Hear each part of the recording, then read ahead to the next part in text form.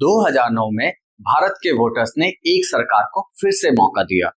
5 साल बाद वही देश, वही वोटर्स, वही डेमोक्रेसी, लेकिन रिजल्ट बिल्कुल अलग था। इतना अलग कि भारत के इलेक्शन हिस्ट्री को ही बदल के रख दिया।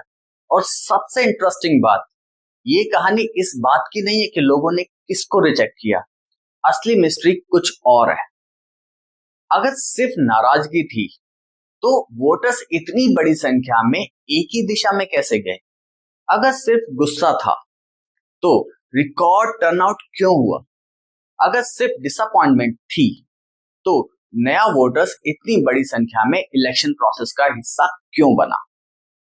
यहां एक अजीब सा पैराडॉक्स शुरू होता है, क्योंकि इलेक्शन सिर्फ तब नहीं बदलते जब ट्रस्ट टूटता है। इलेक्शन तब बदलता है जब ट्रस्ट कहीं और बढ़ने लगता है। तो फिर सवाल ये है कि 2009 और 2014 के बीच में ऐसा क्या हुआ? पुराना भरोसा कहां गया? और उससे भी बड़ा सवाल कि नया भरोसा कहां बना? आज हम इलेक्शन रिजल्ट की कहानी नहीं बताएंगे। आज हम उस वोटर की कहानी इन्वेस्टिगेट करेंगे जिसने 5 साल में अपना डिसीजन बदल दिया। 2014 को देख करके 2009 को जज करना बहुत आसान है, लेकिन 2009 के वोटर के पास फ्यूचर नहीं था। उसके पास सिर्फ उस वक्त की रियलिटी थी, और उस रियलिटी में वोटर्स ने सरकार को पहले से ज्यादा मजबूत मैंडेट दिया था। कांग्रेस 145 से बढ़कर के 206 सीट तक पहुंच गई। यूपीए 216 से बढ़कर के 262 सीट तक पहुंच गए। ये सिर्फ विक्ट्री नहीं थी, ये एक रिन्यूड ट्रस्ट था। वोटर्स का मैसेज बिल्कुल सिंपल था, हम अभी भी ट्रस्ट करते हैं। कई वोटर्स को लगा कि देश का डायरेक्शन ठीक है, परफेक्ट नहीं लेकिन ठीक है। और डेमोक्रेसी में कई बार वोटर्स परफेक्शन को वोट नहीं करते, वोटर्स कंटिन्यूटी को भी वोट करते हैं। लेकिन हर भरोसे को एक टेस्ट से गुजरना पड़ता है, और अगले कुछ सालों में इस भरोसे के सामने कुछ मुश्किल सवाल आने वाले थे। अगर ट्रस्ट इतना मजबूत था तो अगले 5 सालों में क्या बदल गया? पॉलिटिकल चेंज अक्सर इलेक्शन रिजल्ट से पहले शुरू हो जाता है, और कई बार उसकी शुरुआत एक सवाल से होती है, फिर दूसरे सवाल से, और फिर तीसरे सवाल से। 2009 के बाद भी कुछ ऐसा ही हो रहा था। गवर्नेंस पे सवाल उठने लगे, करप्शन पे डिबेट्स बढ़ने लगी, अकाउंटेबिलिटी पब्लिक डिस्कशन का हिस्सा बन गई, महंगाई और इकोनॉमी को लेकर के कंसर्न्स उभरने लगे। रोज नई हेडलाइन, रोज नई डिबेट, और धीरे धीरे पब्लिक कन्वर्सेशन का टोन बदलने लगा।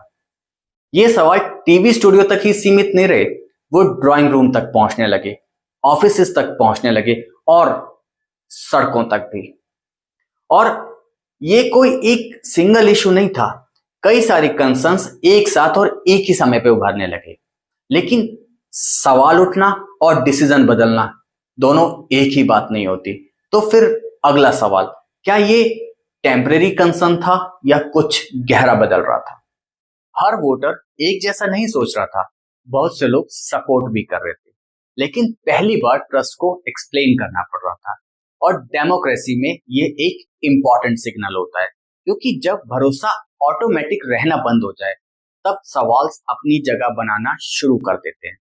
जो पहले आइसोलेटेड लगता था अब कुछ लोगों को पैटर्न लगने लगता है। पब्लिक फ्रस्ट्रेशन बढ़ रही थी, गवर्नेंस और इकोनॉमी को लेकर के कंसर्न्स गहरे हो रहे थे। और जब किसी डेमोक्रेसी में पैटर्न का परसेप्शन बनने लगता है तो पॉलिटिकल कॉन्सिक्वेंसेस अक्सर बाद में आते हैं, लेकिन मानसिक बदलाव पहले आते हैं। लेकिन यहाँ पे हमारी इन्वेस्टिगेशन एक प्रॉब्लम से टकराती है।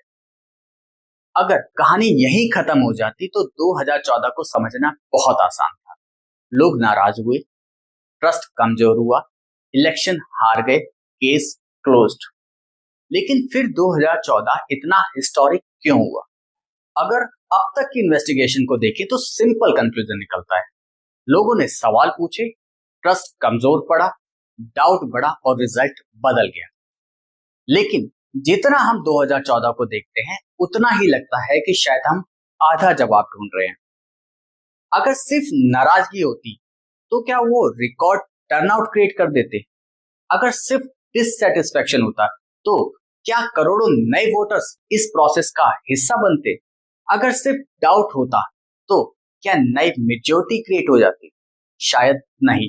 और यहाँ पे एक डिस्कवरी सामने आती है कि शायद हम गलत सवाल पूछ रहे थे। हम पूछ रहे थे कि पुराना भरोसा कहाँ गया, लेकिन ज्यादा इंपॉर्टेंट सवाल यह है कि नया भरोसा कहाँ बना। क्योंकि इलेक्शन तब नहीं बदलते जब लोग निराश होते, इलेक्शन तब बदलते हैं जब लोगों को भरोसा करने के लिए नया ऑप्शन मिल जाता है। और ये सिर्फ ट्रस्ट के कम होने की कहानी नहीं है, ये ट्रस्ट के ट्रांसफर होने की कहानी है। लेकिन भरोसा ट्रांसफर हुआ कैसे?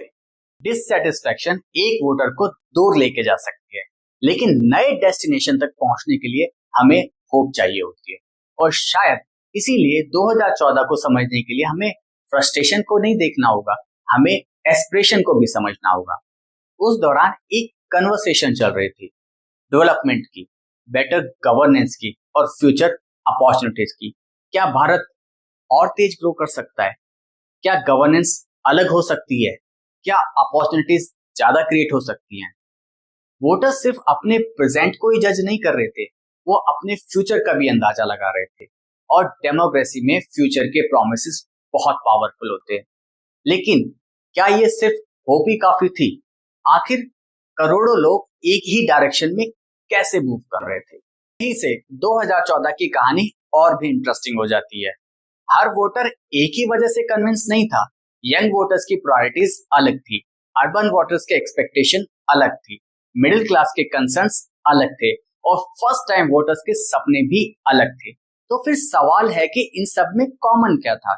शायद बहुत कम, लेकिन धीरे धीरे एक चीज कॉमन होने लगी थी, वो था डायरेक्शन। अलग अलग मोटिवेशंस के साथ अलग अलग वोटर ग्रुप्स एक ही डायरेक्शन में मूव करने लगे, यानी कोalition फॉर्मेशंस का मूवमेंट होने लगा। कई अलग स्ट्रीम्स धीरे धीरे एक बड़ी धारा में बदल रहे थे और इसी वजह से 2014 को एंटी कम्बेंसी कह देना बहुत मुश्किल हो जाता है, क्योंकि एंटी कम्बेंसी में लोग दूर जाते हैं लेकिन कोalition फॉर्मेशन में लोग साथ में आते हैं। लेकिन अब एक बड़ी प्रॉब्लम आती है, कोalition बनाना एक बात होती है, लेकिन कोalition को पोलिंग बूथ तक लेके जाना बिल्कुल अलग बात होती है।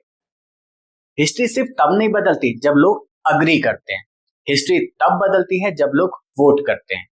और यहां से 2014 की कहानी का एक अलग चैप्टर शुरू होता है। 2014 लोकसभा इलेक्शन में वोटर टर्नआउट लगभग 66% तक पहुंच गया था। उस वक्त तक का ये सबसे बड़ा नेशन टर्नआउट था। ये सिर्फ एक नंबर नहीं था, ये एक पार्टिसिपेशन का सिग्नल था। ज्यादा लोग इस प्रोसेस का हिस्सा बनना चाहते थे। लेकिन टर्नआउट की कहानी का ये आधा हिस्सा है नए वोटर्स। 2014 में करोड़ों फर्स्ट टाइम वोटर्स पहली बार वोट करने वाले थे और उनका पॉलिटिकल एक्सपीरियंस पुरानी जनरेशन से अलग था। उनके सामने सवाल फ्यूचर का था, जॉब्स, ग्रोथ, अपॉर्चुनिटी और इंडिया की डायरेक्शन। इसी दौरान इंटरनेट और सोशल मीडिया भी पॉलिटिकल कन्वर्सेशन का हिस्सा बन चुके थे। डिस्कशन सिर्फ टीवी तक सीमित नहीं था, हर जगह था। और जब नए वोटर्स सिस्टम में एंटर करते हैं तो इलेक्शन का अर्थमेटिक भी बदल सकता है। यहीं पर कोalition को मूवमेंट मिलना शुरू हुआ। होप, पार्टिसिपेशन, नए वोटर और ब्रॉड वोटर एंगेजमेंट, ये सब मिलकर के एक नए मूवमेंट को क्रिएट कर रहे थे।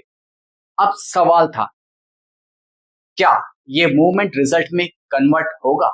16 मई 2014 रिजल्ट आना शुरू हुआ और धीरे धीरे एक बात साफ होने लगी, ये ऑर्डिनरी इलेक्शन नहीं था। सब लोग एक नंबर देख रहे थे, 282, लेकिन शायद कहानी 282 से शुरू नहीं होती। कहानी उस नंबर से शुरू होती है जो इस नंबर के पीछे था, 42.3। ये बीजेपी लेड अलायंसेस का वोट शेयर था। पहली नजर में ये नंबर एक्स्ट्रा ऑर्डिनरी नहीं लगता, लेकिन इंडियन इलेक्शन सिर्फ वोट शेयर की कहानी नहीं थी, ये वोट अलाइनमेंट की कहानी भी थी। और यहाँ कोalition फॉर्मेशन का इम्पैक्ट दिखाई देता है। जब अलग अलग वोटर्स ग्रुप में एक ही डायरेक्शन में मूव करते हैं तो पॉलिटिकल इम्पैक्ट मल्टीप्लाई हो सकता है। अब दूसरे नंबर को देखिए, 71। ये कांग्रेस की सीट टैली थी। 2009 में 206 और 2014 में 71। ये सिर्फ सीट लॉस नहीं था, ये वोटर सप्लाई स्ट्रक्चर में बदलाव का सिग्नल था। और फिर आता है 282। 3 दशकों के बाद किसी एक पार्टी को अपने दम पे क्लियर मेजॉरिटी मिली थी। और यहाँ पे फिर से अपना ओपनिंग सवाल सामने आता है, 2014 में ऐसा क्या हुआ? 2009 में वोटर्स ने ट्रस्ट दिया था, ये ट्रस्ट रियल था। फिर सवाल आया, फिर डाउट आया, लेकिन पूरी डॉक्यूमेंट्री का सबसे इंपॉर्टेंट डिस्कवरी यहीं आई। ट्रस्ट कम होना और ट्रस्ट ट्रांसफर होना दो अलग कहानियां हैं। बहुत से इलेक्शन में वोटर्स नाराज होते हैं, लेकिन हर इलेक्शन पॉलिटिकल रियलाइनमेंट नहीं बन पाता। 2014 में एक ऑल्टरनेटिव पे भरोसा बिल्ड होना शुरू हुआ।